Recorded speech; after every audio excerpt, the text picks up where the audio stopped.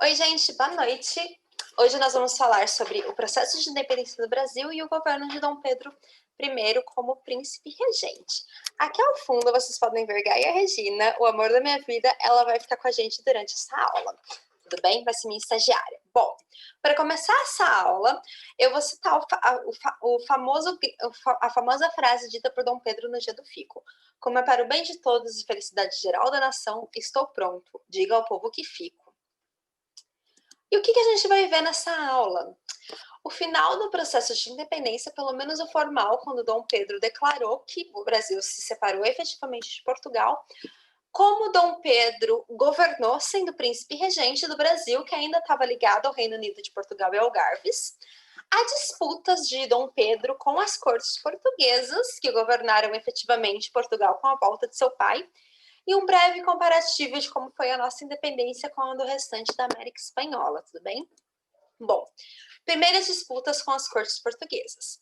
Quando Dom João VI voltou para Portugal, ele sabia que ele não reinaria, mas ele se subordinaria às cortes, porque vocês lembram que a Revolução Liberal do Porto quis que Portugal se tornasse uma monarquia constitucional e que haveria esse governo das cortes por deputados de todos os lugares do Reino Unido de Portugal e Algarves. Bom, Dom Pedro sabia disso, então essas disputas não eram com Dom Pedro e seu pai, Dom João VI, mas com Dom João VI, com Dom Pedro e as cortes portuguesas. Bom, as cortes elas não conseguiram a recolonização do Brasil, lembram? Que era um dos objetivos da Revolução Liberal do Porto. Então elas iam tentar de todos os jeitos reduzir, minar a autonomia brasileira. E qual foi o primeiro conflito?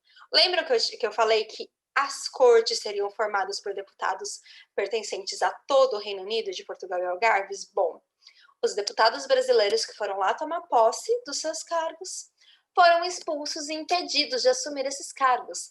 Então, os membros da elite brasileira que ainda viam vantagem nessa união com Portugal passaram a declarar total apoio a Dom Pedro caso ele quisesse se separar de Portugal. Depois, em 1821, as cortes fizeram vários decretos e esses decretos criaram juntas governativas provisórias. O que seriam essas juntas governativas provisórias?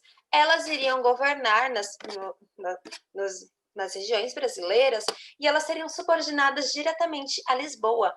Então, Dom Pedro, ele não governaria no Brasil, se tornaria desnecessária essa regência de Dom Pedro. E lógico que Dom Pedro não vai aceitar isso, nem Dom Pedro, nem a elite brasileira. Bom, depois desses decretos, a elite brasileira fez um abaixo-assinado pedindo que as cortes também tinham exigido o retorno imediato de Dom Pedro a Portugal. Depois desse decreto e dessa exigência, a elite fez um abaixo-assinado pedindo para que Dom Pedro ficasse no Brasil.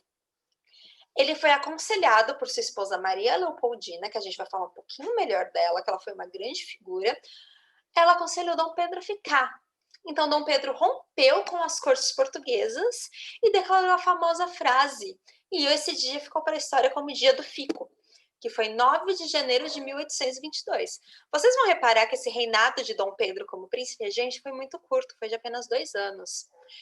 E esse processo de independência foi de janeiro a setembro do ano de 1822. Bom, Dom Pedro rompeu com as cortes, nomeou José Bonifácio como ministro do Brasil, ordenou que as tropas portuguesas que estavam no Rio de Janeiro voltassem imediatamente para Portugal. Foi esse o rompimento. Então, a gente tem que pensar uma coisa. Dom Pedro ficou porque ele se sentiu amado, porque ele amava o Brasil e se sentiu honrado com esse pedido, porque ele viu que ele poderia fazer a independência e tinha o apoio da elite, ou não, ou teve outro motivo. Vamos lembrar que ele e Dom João VI já tinham feito esse acordo. Se ele visse que o Brasil ia querer ficar independente, era para ele tomar a frente desse processo. Então, a gente tem que interpretar o Dia do Fico como isso, como uma tomada à frente do processo de independência que Dom Pedro já tinha acordado com seu pai. Bom, vamos falar um pouquinho de José Bonifácio, que foi nomeado ministro por Dom Pedro. Ele é o principal articulador da nossa independência. Ele foi um diplomata, um intelectual e um grande proprietário de terras. Apesar disso, ele era abolicionista e possuía algumas ideias progressistas, mas ele teve que abrir mão dessas ideias progressistas, porque no momento da gente realizar nossa independência, a gente precisava de uma articulação entre as elites, e as elites não queriam saber de abolição nesse momento. Então, ele concordou com uma monarquia constitucional para ter esse apoio. Na época, ele foi nomeado patriarca da nossa independência, e em 2018 ele foi reconhecido patrono da independência. Bom, a partir do dia do fico, Dom Pedro foi tendo vários movimentos de ruptura com as cortes. Vamos pensar num cabo de guerra que aconteceu nessa época. As cortes faziam algum decreto limitando a autonomia do Brasil, Dom Pedro puxava para o outro lado, desobedecendo as cortes e aumentando esse atrito. Em fevereiro de 1822, Dom Pedro criou o Conselho Geral dos Procuradores do Brasil com atribuições legislativas, ou seja, de criar leis. Já estão vendo esse aumento de autonomia? Por que as leis seriam criadas no Brasil diferentes das de Portugal? 4 de maio de 1822 foi o decreto Cumpra-se, que é muito importante. Dom Pedro decretou que qualquer ordem vinda de Portugal só seria efetiva no Brasil depois do Cumpra-se dele, ou seja, Portugal não teria direito a mudar nada no Brasil, a não ser que ele concordasse com isso. No dia 13 do mesmo mês, ele aceitou o título de defensor perpétuo do Brasil oferecido pela maçonaria. Dom Pedro, ele era maçom. E a maçonaria foi importante no nosso processo de independência também, ela apoiou. Ele aceitou esse título. No mês seguinte, no dia 3, ele convocou uma Assembleia Constituinte Brasileira. Então, peraí. Para que o Brasil precisava de uma Constituição se ele já seguia a Constituição portuguesa? Não tem alguma coisa estranha? Não há um movimento grande de ruptura? E nesse mesmo dia, Dom Pedro fez um decreto de que qualquer tropa portuguesa vinda de Portugal seria vista como inimiga. E ele autorizou que as embarcações brasileiras que estivessem no porto respondessem com ataque a essas aproximações. Então não é estranho ele declarar que tropas portuguesas são inimigas, sendo que Brasil e Portugal são partes do mesmo Reino Unido? Então, vocês estão vendo esses processos, esses movimentos de ruptura, apesar de não ter acontecido ainda a declaração formal de independência? Agora vamos falar um pouco dela, da Maria Leopoldina. Ela é uma arquiduquesa austríaca e pertencente à família de Habsburgo. Lembram que eu comentei na aula passada que a família Habsburgo era uma família muito importante, absolutista e responsável pelo Congresso de Viena? Essa união da dinastia Bragança com a dinastia Habsburgo foi uma união para tentar fortalecer a dinastia Bragança. E como a Maria Leopoldina veio de uma família muito antiga, muito rica, ela foi educada desde criança, conhecimentos políticos, estratégicos, militares, ela falava muitas línguas, ela era muito inteligente. E apesar dela ser membro de uma das famílias absolutistas mais convencionais da Europa, ela se aliou à causa brasileira e esteve no comando em momentos importantíssimos da independência, influenciando Dom Pedro em decisões. Inclusive, a gente vai ver que foi ela que assinou essa independência. E Maria Leopoldina, ela foi a primeira imperatriz do Novo Mundo, primeira mulher efetivamente governar do Novo Mundo. E ela foi uma figura política muito importante desse processo de independência e do começo do primeiro reinado de Dom Pedro, porque ela morre muito cedo. E ela era muito popular. O Brasil amava Maria Leopoldina e foi muito comovente. O brasileiro se comoveu muito da sua morte. Ela morreu cedo depois de sucessivas humilhações do marido, e assim como Dom João VI, a figura de Maria Leopoldina está sendo revisitada.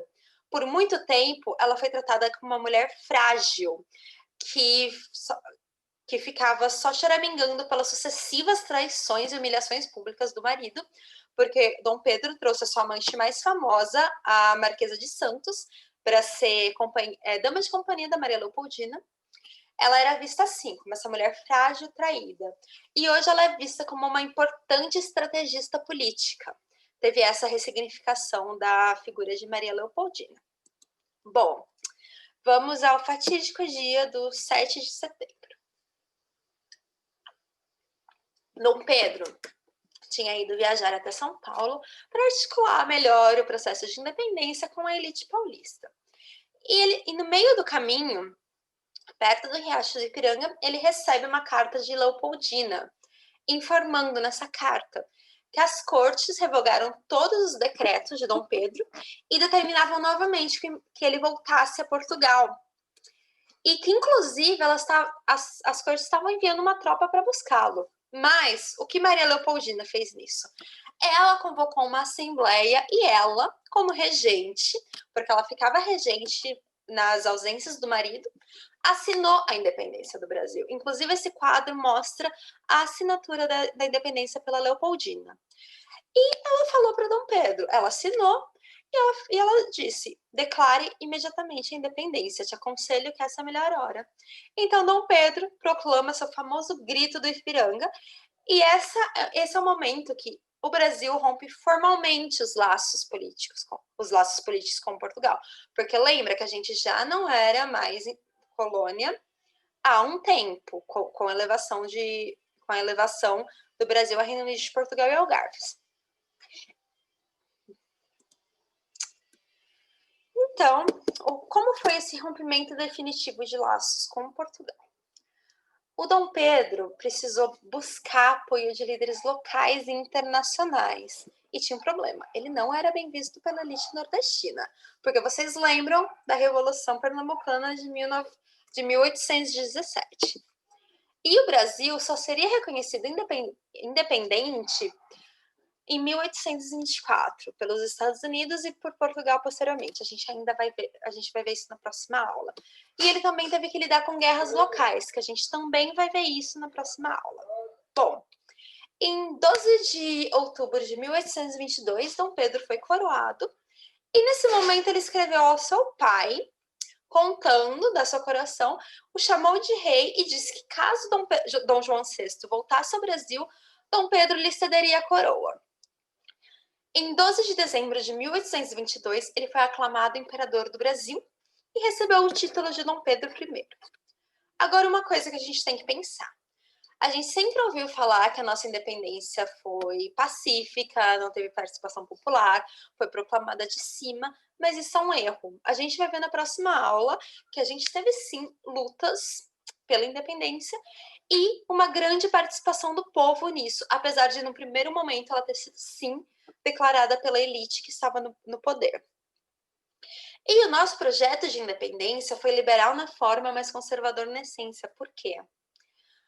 A gente vai criar uma constituição, Dom Pedro vai ser um imperador com uma constituição, mas a gente manteve a monarquia, a nossa dependência econômica com a Inglaterra e o grande poder de uma aristocracia. Agora vamos falar um pouquinho da figura de Dom Pedro I.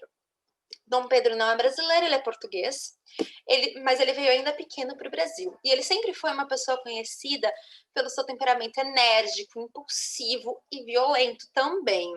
Ele gostava muito de atividades físicas, ele tinha um gosto enorme pelo poder, isso vai ser evidenciado durante o primeiro reinado.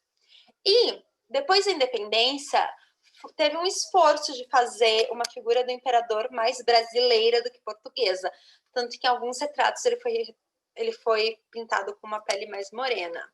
E essa impulsividade do Dom Pedro, esse temperamento impulsivo e enérgico, foi visto tanto na vida pessoal, por seu trato com sua esposa, suas várias amantes, tanto no jeito como ele vai governar. Bom, e as diferenças da nossa independência com a da América Espanhola? A principal, o Brasil manteve seu território unido e a América Espanhola não. E por quê? Bom, o que a gente tem que pensar? O Brasil já tinha um projeto de unificação territorial e da língua. Vocês lembram do Marquês de Pombal, que ele fez de tudo para efetivar a união do país. Ele, inclusive, fez a língua portuguesa a nossa língua oficial. Então, a América Espanhola não. Ela era dividida em 4 vices-reinos e em capitanias gerais. As capitanias gerais eram mais para a força política. E a América Espanhola possuía lideranças locais fortes que lideraram esse processo de independência. Do contrário do Brasil, que esse processo de independência foi liderado pela família real, Começou com a vinda de Dom João VI e terminou com a declaração por Dom Pedro I. Bom, e o processo de independência da América Espanhola não foi liderado por pessoas diferentes, inclusive as independências de cada região da América Espanhola aconteceram em diferentes períodos. E a todas essas diferenças, aliou-se à ausência de um projeto unificador. Não tinha um projeto para unificar essa América Espanhola. Simão Bolívar, que é a figura da foto, bem que tentou. No Congresso do Panamá de 1826, ele defendia que toda a América se unisse num grande país contra as forças dos outros países, mas ele fracassou. E a gente também vai ver que a estrutura do governo monárquico e a união em torno de Dom Pedro ajudou o Brasil a se manter unido. Aqui é um mapa de como era a América Espanhola, vice-reino da Nova Espanha nessa região, vice-reino da Nova Granada, vice-reino do Rio da Prata, vice-reino do Peru. E aqui as capitanias gerais do Chile, da Venezuela, de Cuba e da Guatemala. E aqui é um mapa que mostra a independência de cada país. Ó, estão vendo? México, 1821. Paraguai, 1811. Argentina, 1816. Bolívia, 1825. Peru, 1821. Só para citar. E aqui a gente pode ver como cada vice-reinado foi se fragmentando em cada país. Para finalizar a aula, a gente vai ver um pouco do quadro Independência ou Morte de Pedro Américo. Lembram do Pedro Américo, aquele mesmo que pintou o quadro do Tiradentes esquartejado?